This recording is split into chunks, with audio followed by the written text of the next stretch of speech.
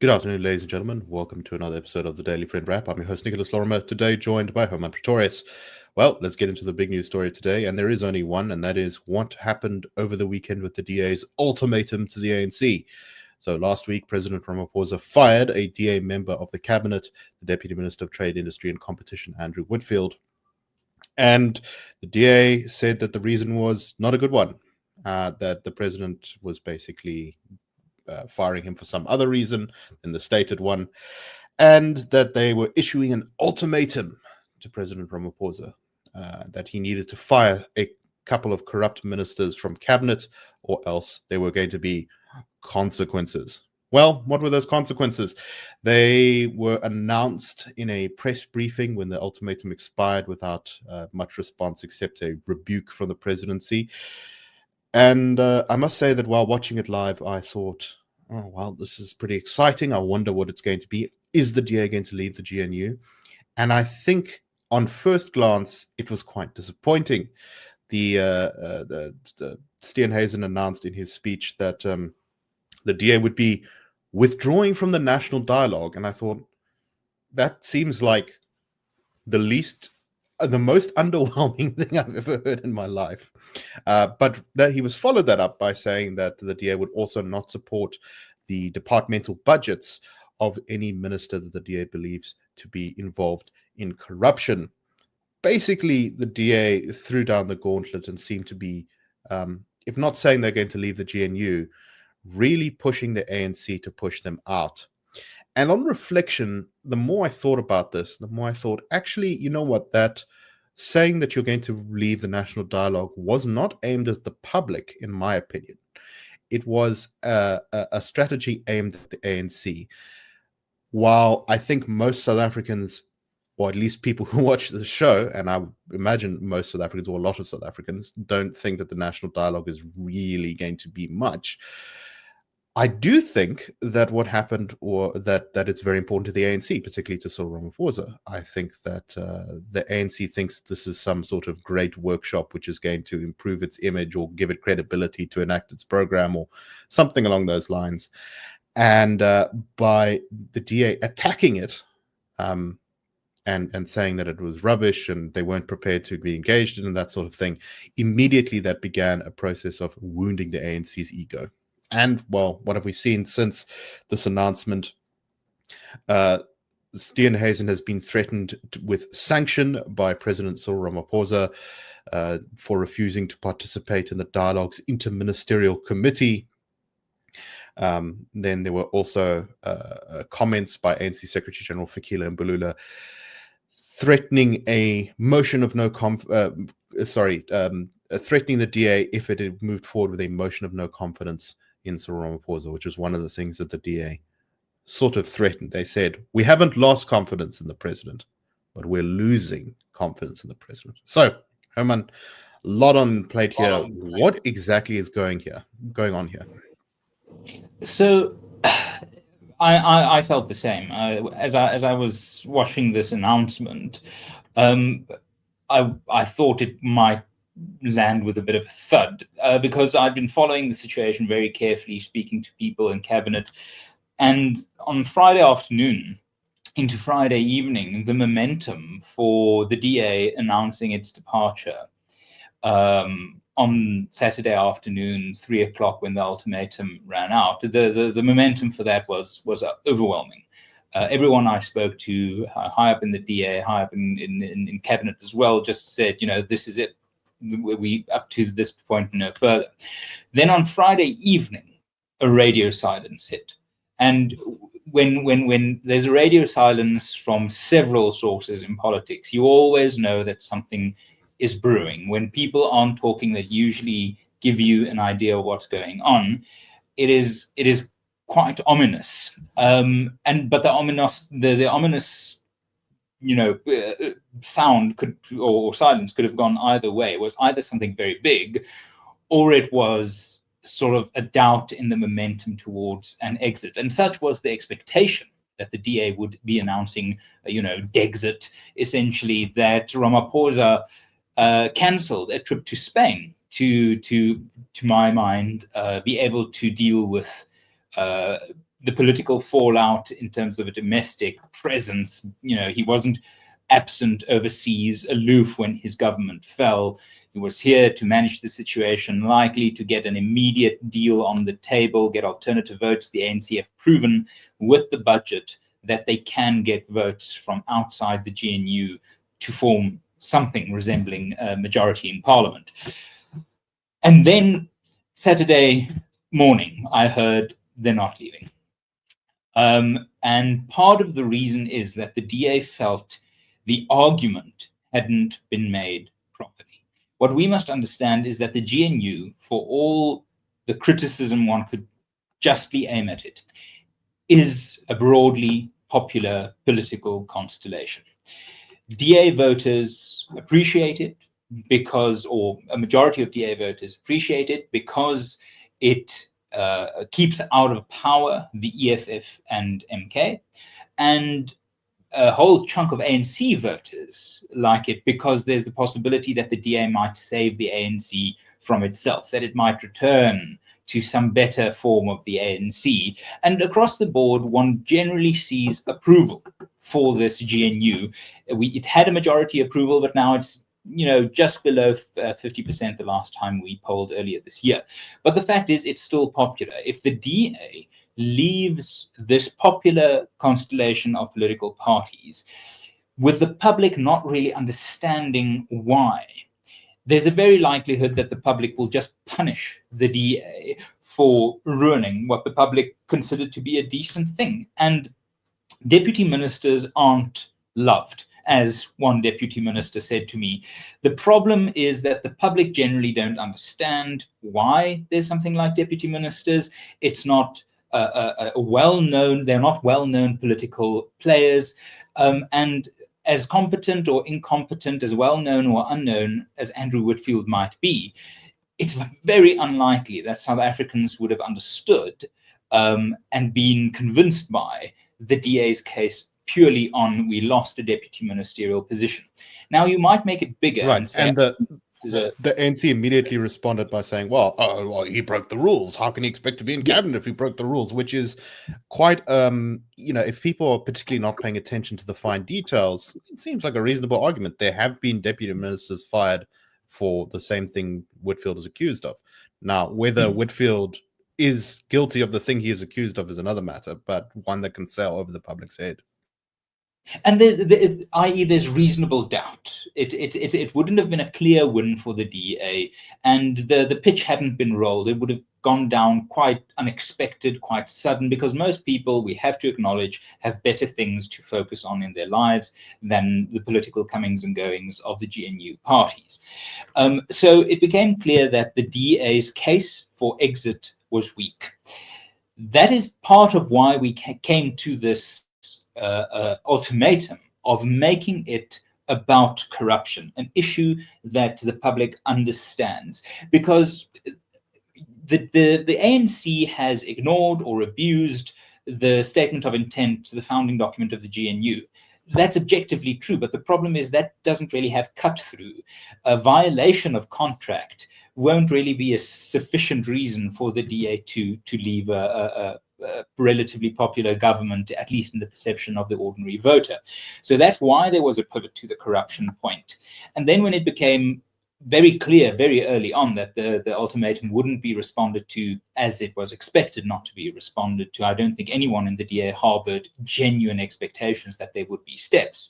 But it became clear by Saturday morning, Saturday lunch, around lunchtime, that the case wasn't ready. The case wasn't ready for the DA to leave. If the DA were to leave now, it would be a shock to ordinary voters who aren't tuned into the political comings and goings. It won't have the cut through of the VAT debate. It won't be as easily understood as the VAT debate that pushed the DA into such a strong position according to our polling. And then then the message started filtering through, they're not leaving. But the vibe that I'm picking up is very much that it is now a question of when the DA leadership wants to leave the GNU and not if.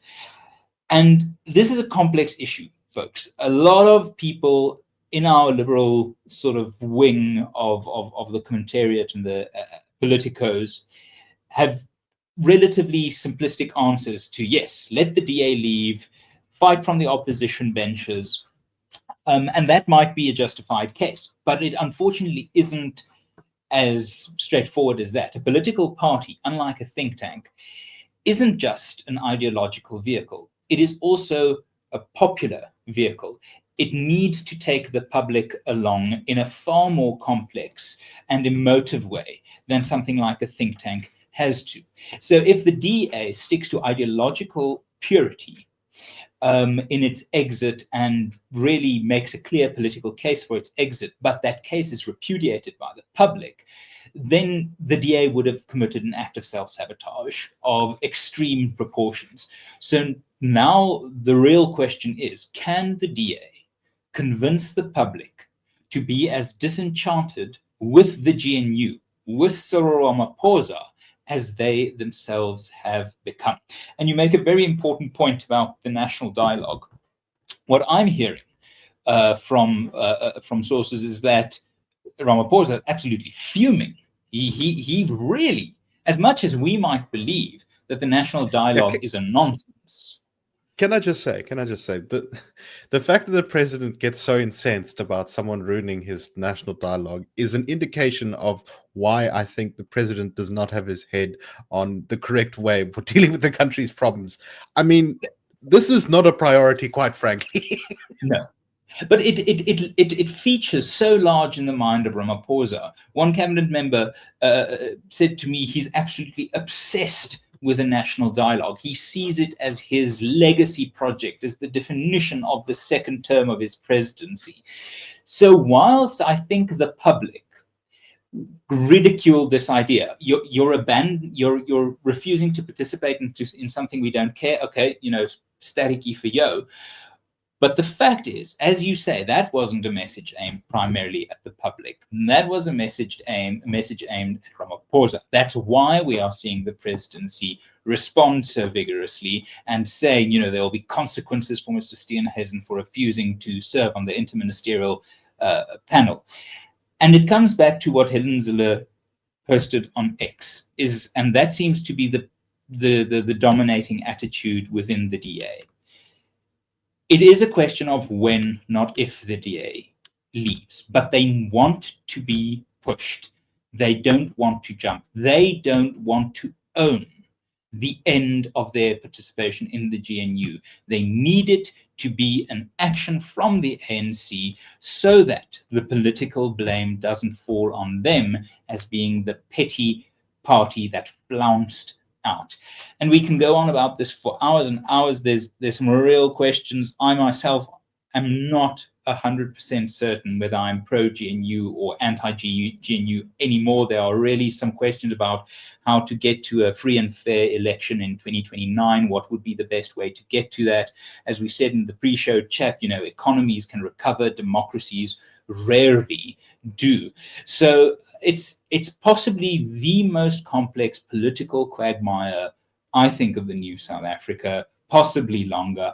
It's there are no good options, and it really is going to be a question of, can the DA win a messaging war over the next few months to get the public to see the GNU and the DA in the GNU as something that is in the DA's control, because they, rather ironically, have become the victim of their own successful messaging. Their voters want the DA to be in the GNU because the threat of an EFF-MK alternative is genuinely frightening to a lot of people. So, no easy answers, but certainly the most intriguing political moment that I can remember. Yes, the formulation that the DA used was a doomsday coalition. And now it is, this is the exact trap, is it's like, well, we're going to let the doomsday coalition happen because the ANC is not honoring the GNU. Well, doomsday is quite a high bar to get over. So, yeah, that's going to be a bit of a difficult one to message one's way out of.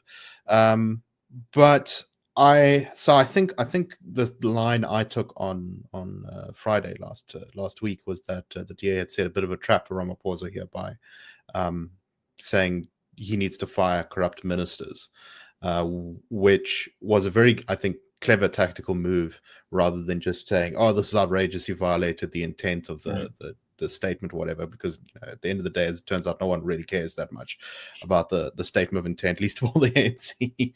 Yes.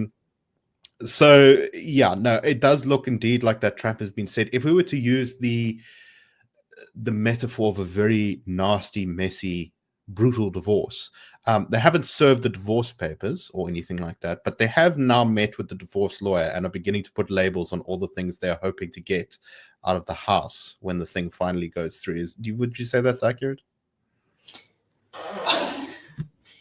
Yes, I think it's accurate, but it's such a complex situation because in a marriage or in a relationship, you don't have to please a bunch of observers in terms of whether you're in the relationship or outside of it.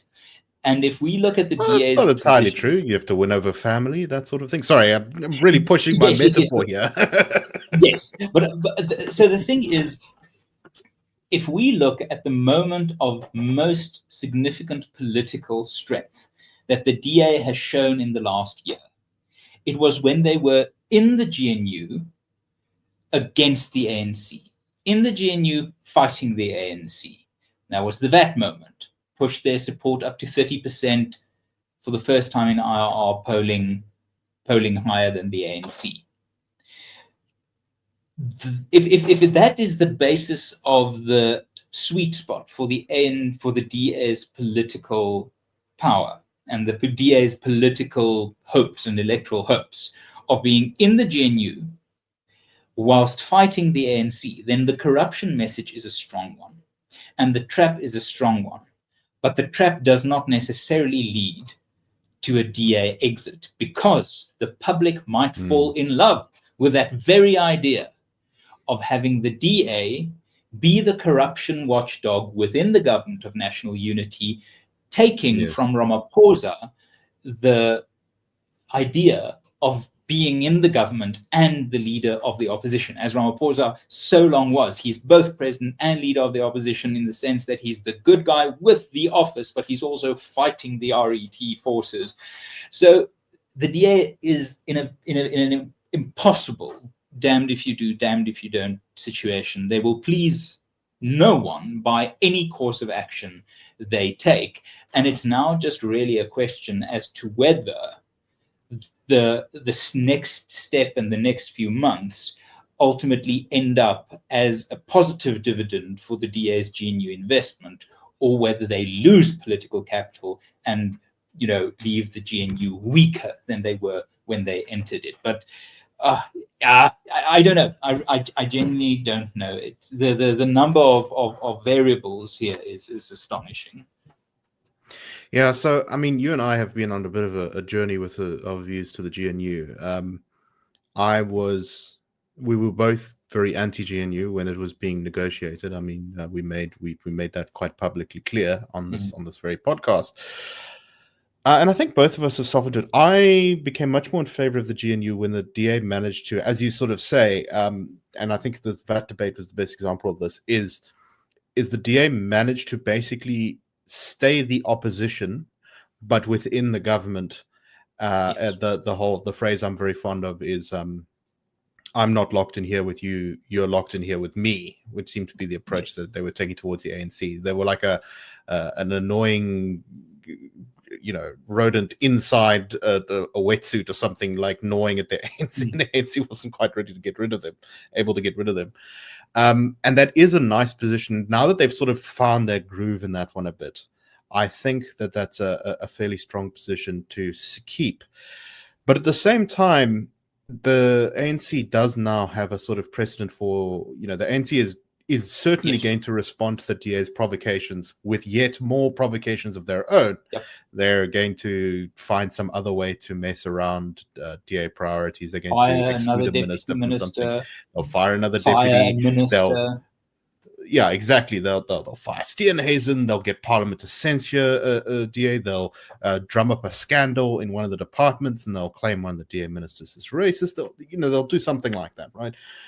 So the DA does risk, if they stay, being sort of salami sliced away, where just little bit by little bit they are diminished to the point of complete impotence, and then they'll have their more hardcore supporters who say, you didn't represent us, you signed up with the ANC, this is useless," and then they'll have their more soft supporters saying, "Well, you didn't get anything done," which is also not a great position to be in. So I kind of see both sides of this, of where they should go next. Agreed. And perhaps to sort of end on this note from my side is the DA not only has to act as a unit in relation to the public, the ANC, the government, the DA also has to act in relation to itself. And in response to the announcement of Steenhuisen, I have never seen that level of internal anger over a decision taken. They're really intense criticism from within the party. So if the DA decides on a strategy going forward, is it in the GNU? Is it out of the GNU? Is it working its way out? Is it occupying that rodent space that you mentioned? That's one thing. That's one level of problem solving. The next level is, can this leadership of this FedEx with Steenhuisen and Zille at the leadership, can they bring the party along with them? Because this is a down ballot effect as well, where people are worried, are tired, are frustrated. So and they have to go into a local government election not too far from now, which means they need people motivated, focused, ready to go. Yes, and if the DA betrays the idea that it went into government to stop a doomsday pact, that argument hasn't changed. MK hasn't gone away. It's got stronger. EFF has gotten significantly weaker, but between the two of them, they're still sort of 20-ish%. So that argument remains relevant. But also the question of, if they go against that promise of keeping out the EFF MK, there's a real risk that the voters who voted for them for that very purpose just stay home on election day 2026, 2027, undermining their electoral hopes. At the same time, if they stay in, they've got a much more complex campaign, because then you have to answer for a government you're not in control of, while trying to fight for governments that you want to get away from the ANC. So, I mean, it's turtles all the way down. It's between a rock and a hard place. There's no easy answer here. I think what would be very helpful to the DA would be if they can come up with a message for what they would do in the event of a doomsday scenario, so to speak. How does the country look? How does the DA and some of the other opposition parties that they would hope to maybe bring along with them respond to an ANC EFF coalition or an ANC MK coalition? I mean, we also have the possibility that ANC will try to govern with this like ridiculously slim majority, where they replace the DA with Action SA, and then they have like a majority of one or whatever. Yes. Yeah, and which would certainly be fun, because that would be very dysfunctional, and it would have as many crises, if not more, than the current GNU. Very interesting crossroads we are at, but South African politics since 2024 truly is a different landscape, and I'm very interested to see what happens next. And part of that, if you want to know how it is a different landscape, shameless product placement, that is why I wrote a book, Rule Breakers: How the 2024 Election Campaign Changed South Africa Forever. It came out last week, and it really just illustrates again that the 24 election was a rule-breaking one. The idea of what counts as a winning message, the idea of what counts as government, the idea of what counts as loyalty, alliances, pacts, relationship between voters and leaders, all of that changed because the fundamental assumption of politics has now changed. Power isn't something you win anymore in a unitary fashion. It is something you carve out from a political mess time again, almost on a permanent basis. Yes. And we will be shilling that book more comprehensively on Thursday. There'll be an episode out about that where Hermann and I are going to be talking about what exactly is in the book and some more details about why perhaps you should go out and buy it. But that's for another day. For now, thank you very much for watching. We hope you found this show interesting. We hope we provided some insight into just what exactly is going on and maybe where it might be headed next. And we will see you once again on the Daily Friend Show. Cheers, everyone. That's a wrap. The Daily Friend Show and the Daily Friend are a project of the Institute of Race Relations, the IRR. The IRR is a think tank which was founded in 1929 to study race relations in South Africa and works to change government policy to improve race relations through non-racialism and to ensure the prosperity of all South Africans. If you like our work and would like to support us, please go to irr.org.za and click Support the IRR. Or you can go to thedailyfriend.co.za and click the Fund Us button.